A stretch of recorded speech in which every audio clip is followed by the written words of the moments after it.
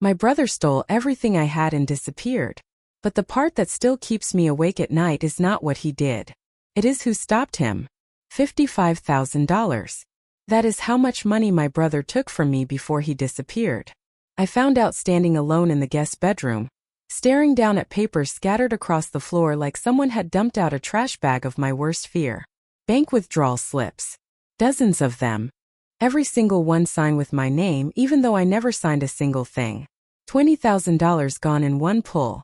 $35,000 in another.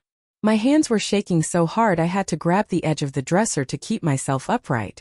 The room felt hollow. Too quiet. I looked around and knew immediately. His suitcase was missing. All his clothes were gone. Even the picture frames I had placed neatly on the dresser were empty. The photos were gone. Pictures of us as kids laughing on a windy beach in Oregon.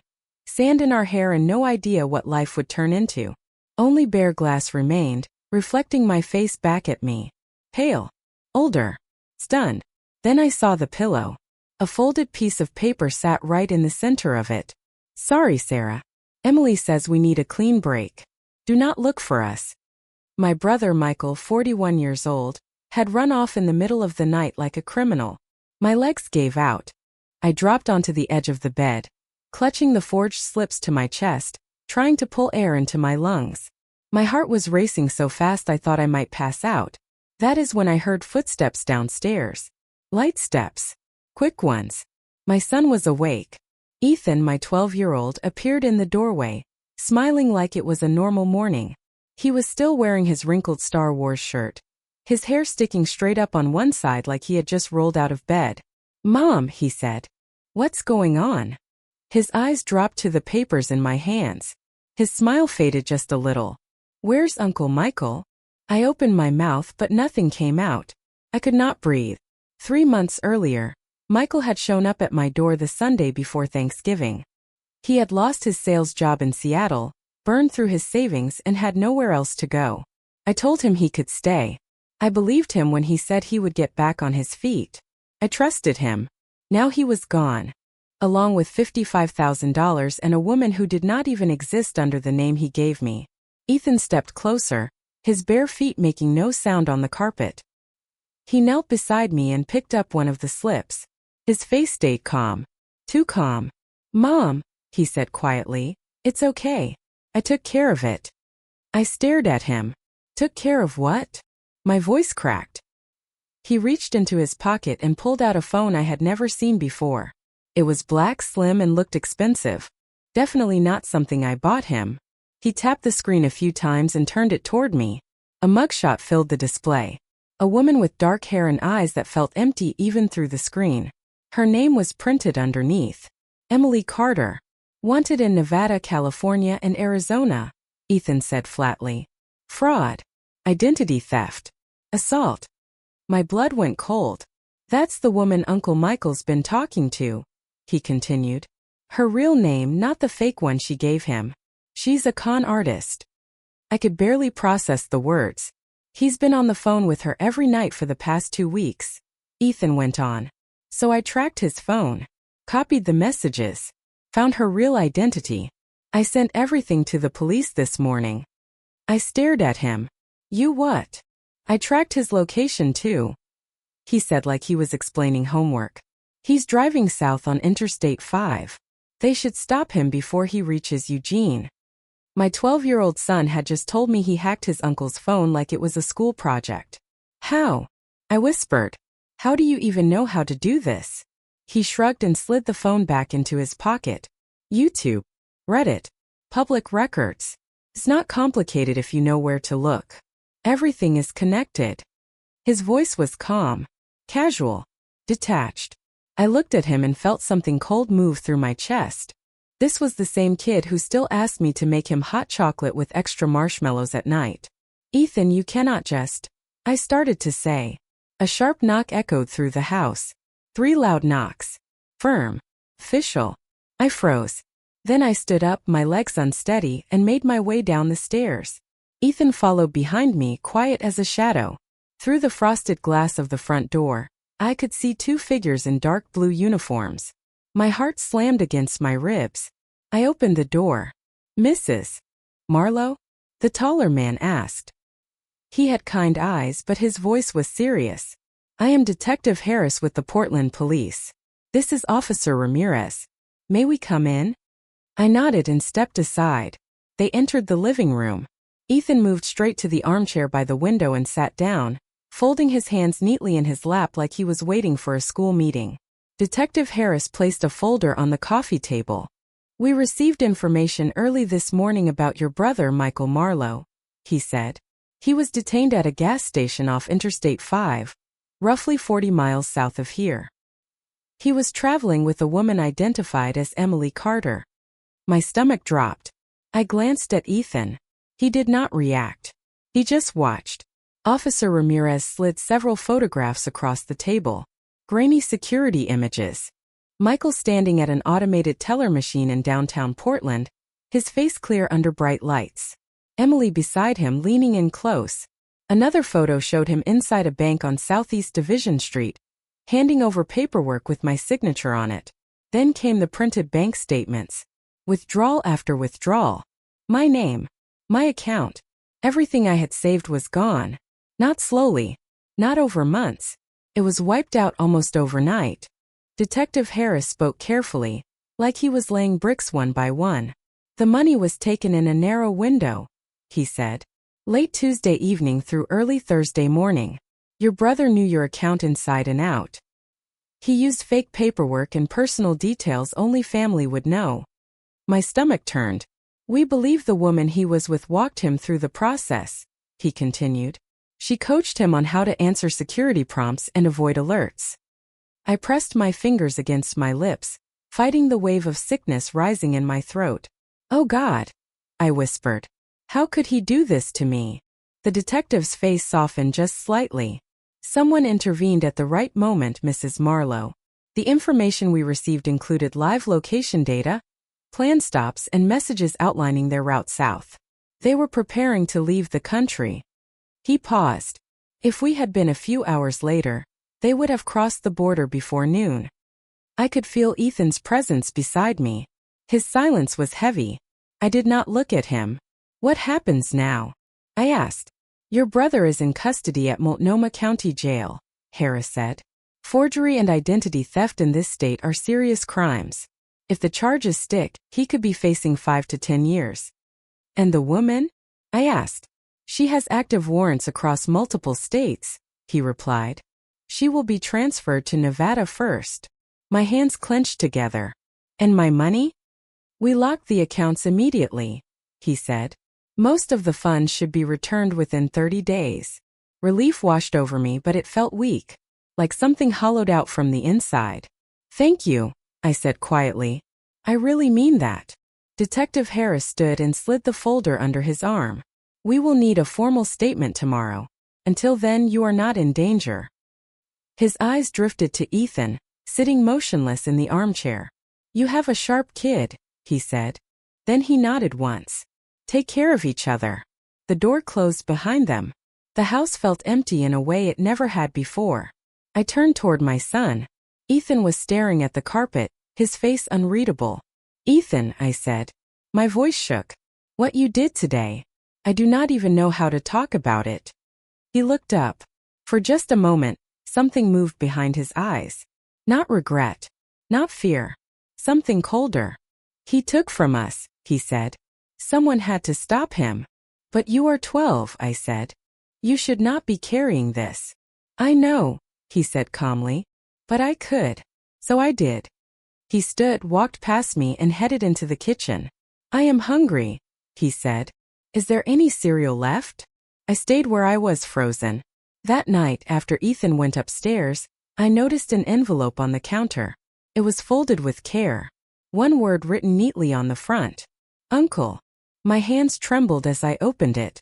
Dear Uncle Michael, I forgive you for stealing from us. I forgive you for choosing a criminal over your family. Forgiveness does not erase consequences. Prison has structure. You never respected structure, but maybe it will finally teach you. You belong there. Out here, you only hurt people who care about you. If you ever try to come back, if you ever consider hurting mom or grandma again, I will finish what you started. You created this outcome when you forged her name. I will only make sure it stays in place. Love, Ethan. I read it again. Then again. Those were not the words of a child acting on emotion. They were calculated, measured, designed to cut deep without raising a voice. Mercy shaped into a warning. I folded the letter and set it back where I found it. Upstairs, I heard Ethan's door close. And in the silence that followed, something inside me shifted. I was scared of my own son. 3 nights later, just after midnight, my phone rang. The screen lit up. Multnomah County Jail. My heart began to race. Mrs. Marlowe? A woman said. Her voice was clinical. This is Nurse Patterson calling from Oregon Health and Science University Hospital. Your brother was transferred from the jail about an hour ago. What happened? I asked. There was a physical incident, she said. He has injuries to his neck and ribs. He is stable, but he insists on speaking with you. I pulled on clothes and grabbed my keys. Before I reached the door, Ethan's bedroom opened. He was already dressed. Shoes on. I am coming with you, he said. He was not asking. The drive to the hospital took 20 minutes. The streets were empty. Ethan stared out the window the entire time. Inside, a nurse guided us through a hallway thick with the smell of disinfectant. Michael lay in the bed, his skin gray. Dark bruises circled his throat like a hand had never let go. When he saw me, panic filled his eyes. Sarah, he rasped. Every word hurt. You have to listen. He swallowed hard. Watch your boy. I dragged a chair up beside the hospital bed and sat down. Michael, I said slowly, you are not making sense. What are you saying? His eyes were wild. He kept glancing past me toward the doorway toward Ethan. He knew before I ever touched the money, Michael whispered. Emily told me your kid made her skin crawl. Said the way he looked at her felt wrong. Like he was already 10 steps ahead. Like he knew what we were planning before we did. I wrapped my fingers around the metal rail until my knuckles hurt. You are spiraling. You did this. No one else. He is not like other kids, Michael said, his voice breaking. You are wrong about him. Completely wrong. Before I could answer, my mother stormed into the room. Martha went straight to the bed and brushed Michael's hair back with shaking hands. Then she turned toward me, eyes sharp and angry. Do not listen to him, Sarah, she said. This is what he does. He lies when he is cornered. She glanced toward Ethan. That boy is good. He is the only thing in this family that has not gone rotten. Mom, I tried to say. He betrayed us, she snapped. And now he cannot live with it, so he blames a child. She grabbed my arm. We are leaving. He needs rest. Not this garbage. I looked at Michael's face, twisted with fear. Then at my mother, firm as stone. Then I looked at Ethan. He stood in the doorway, hands buried in his pockets, face calm and empty. Let's go, Mom, he said gently. Grandma is right. Uncle Michael needs sleep. As we walked out, Michael's voice cracked behind us. Watch him, Sarah. You hear me? Watch your boy. Outside, under harsh parking lot lights, my mother squeezed my hand. Do not let him get inside your head, she said. He has always known how to do that. I nodded. I could not speak. The next morning, the house phone rang while I was standing at the counter pouring coffee. Sarah. The voice on the other end was sharp and full of hate. My body went cold. I know who turned us in, the woman said. Your brother may be stupid, but I am not. She laughed softly. If you think you are safe, you are wrong. I will tell Michael everything. I will tell him what his perfect nephew really is. The phone was yanked from my hand. Ethan stood beside me, calm, almost bored. He lifted the receiver. If you actually had anything on us, he said evenly, you would not be calling from a disposable phone. You would already be gone. A pause. Then a curse. The line went dead. Ethan set the phone back in my hand. She is bluffing, he said. That is what people like her do when they lose control. How did you know it was her? I asked quietly. He shrugged. Who else would it be? She has nothing. But I saw it. For less than a second, before his face smoothed over. A flash of something sharp. Not fear. Something closer to doubt. Maybe even alarm. Then it vanished. Handled, he said, already walking upstairs. I stood alone in the kitchen, listening to the hum of the deadline, my hands shaking. I did not know my son, and the truth scared me. That evening, I found Ethan sitting at the kitchen table with a notebook open. His pen moved slowly and carefully. He did not notice me at first. Homework? I asked. He shook his head. No, just thinking. I stepped closer. It was a chessboard drawn clean and precise. Every pawn had moved forward. Every pawn had become a queen. In one corner, trapped with nowhere to go, sat a single king. What am I looking at? I asked. Ethan tilted his head. The end, he said. People think pawns are weak. They are not if they keep moving. He tapped the king. He never realizes it until it is over. I sat down across from him. You are 12, I said. You are not supposed to handle this alone. You need help. A counselor. Boundaries. His expression did not change. If that is what you want, I will do it, he said. I will say what they expect. That is not what I want, I said quickly. I want you to be a kid again. He set the pen down and looked at me. His eyes were too old. I can, he said. As long as no one threatens us again. My chest tightened. That was not reassurance. It was a condition. I stood and walked to the counter. Beneath a pile of mail was the letter he wrote to Michael. My hand shook as I picked it up. This, I said. Were you ever going to send it? He did not flinch. Only if he forgot. Forgot what? I asked. He smiled faintly. His place. I stared at my son. This boy who still needed night lights. Extra blankets. He had thought through everything. The tracking. The police tip. The letter, written with intent, not anger. Ethan, I whispered. I pulled a chair up to the side of the hospital bed and sat down slowly. Dorian, I said, keeping my voice low. You are not making any sense. What are you trying to tell me? His eyes were restless. They kept sliding past me toward the doorway. Toward Rowan. He already knew, Dorian whispered. Before I even touched your money. Cassandra told me your kid scared her. Said the way he watched her made her uncomfortable. Like he could read people. Like he was already ahead of us. I tightened my grip on the metal railing until my fingers ached. You are panicking. You made your own decisions. Nobody forced you. He is not normal, Dorian said, his voice cracking. Whatever you think he is, you are wrong. Before I could answer, my mother rushed into the room. Martha went straight to the bed, brushing Dorian's hair back with shaking hands. Then she turned on me, her eyes sharp with anger. Do not listen to him, Selena, she said. This is what he does when he is cornered. He blames anyone but himself. She looked toward Rowan. That boy is good. The only good thing left in this family. Mom, I started. He betrayed us, she snapped. And now he cannot accept what he did, so he invents stories. She grabbed my arm. We are leaving. He needs sleep, not more lies. I looked at Dorian's face, pale and desperate. Then at my mother, stiff and unmovable. Finally, I looked at Rowan. He stood in the doorway, hands in his pockets, face completely blank. Come on, Mom, he said gently. Grandma is right. Uncle Dorian just needs rest. As we walked away, Dorian's voice followed us down the hallway, raw and breaking. Watch him, Selena. Please. Watch your boy. Outside, under the harsh parking lot lights, my mother squeezed my hand. Do not let him get into your head, she said. He has always been good at twisting things. I nodded. My throat felt locked. The next morning, the house phone rang while I was standing in the kitchen making coffee. Selena. The voice on the other end was sharp and bitter. My blood went cold. I know who called the police, the woman said. Your brother may be stupid enough to fall for it, but I am not. She hissed my name.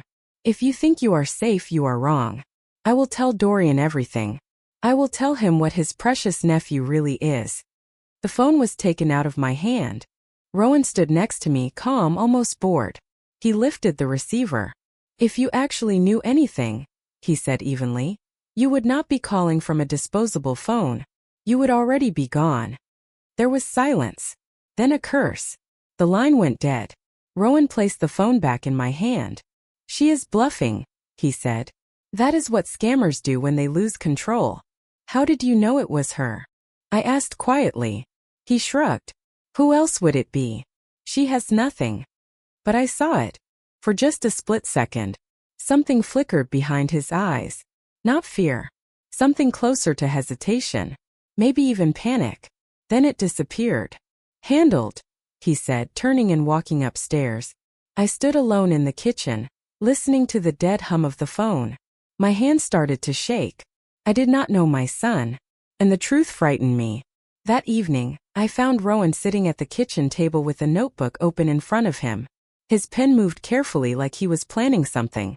He did not notice me at first. Homework? I asked. He shook his head. No, just thinking. I stepped closer. It was a chessboard drawn clean and precise. Every pawn had moved forward. Every pawn had been turned into a queen. In one corner, trapped with no way out, sat a single king. What is this? I asked. Rowan looked up. The end, he said simply. People underestimate pawns. They should not. He tapped the king. It never sees it coming. I sat down across from him. You are 12, I said. You are not supposed to carry all of this. You need help. A counselor. Boundaries. His face did not change. If that is what you want, I will go, he said. I will say the right things. That is not what I want, I said quickly. I want you to be honest. I want you to be a kid. He set the pen down and looked at me. His eyes felt far too old. I can do that, he said. As long as nobody threatens us again. My chest tightened. That was not comfort. That was a condition. I stood up and walked to the counter. Beneath a stack of mail was the letter he wrote to Dorian. My hand shook as I picked it up. This letter, I said. Were you ever going to send it? His face stayed calm. Only if he forgot. Forgot what? I asked. He smiled faintly. Where he belongs. I stared at my son. This boy who still asked for extra blankets at night. He had planned everything. The tracking. The police call. The letter. Written without anger. Only intention. Rowan, I whispered.